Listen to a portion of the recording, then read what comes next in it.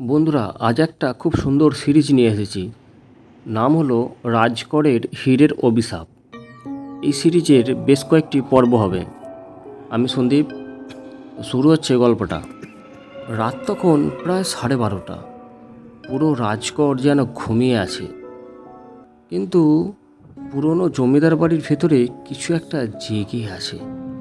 আমার নাম রাহুল, আমি একজন সাংবাদিক।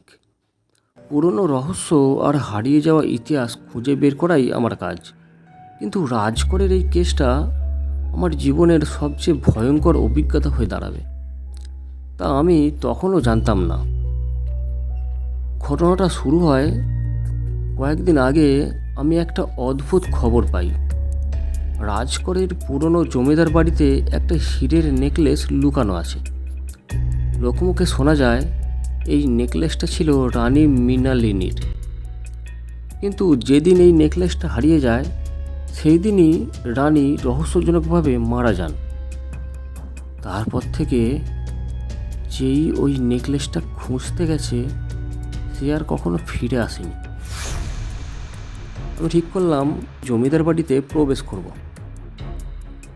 এই রহস্যটা আমাকে ভাঙতে হবে। রাত 11টার সময় আমি পৌঁছে গেলাম সেই জমিদার বাড়ির সামনে। বাড়িটার অবস্থা দেখে আমার শরীর তো কাঁপতে শুরু করলো। পুরো ভাঙাচোরা, চারিদিকে ঝোপঝাড়, আর দরজাটা আধ খোলা।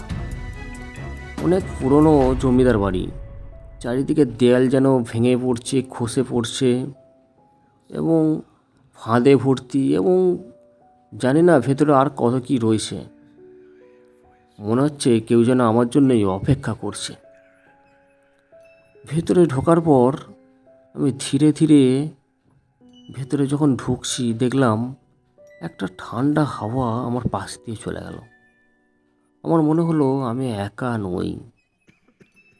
তারপর সব অদ্ভুত ঘটনা ঘটতে শুরু করলো। হঠাৎ আমার টর্চের আলো গিয়ে পড়লো একটা পুরনো আয়নায়।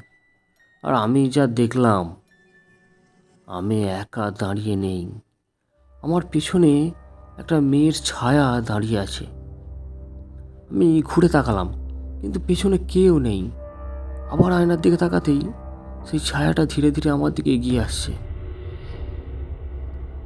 আর তার গলায় একটা ঝলমলে হীরের নেকলেস। বন্ধুরা, কাল নিয়ে আসছি এর পরের পার্ট। গল্পটা একটা সিরিজ এবং গল্পটা খুব মজাদার হতে চলেছে, সুতরাং সাবস্ক্রাইব করে রাখুন।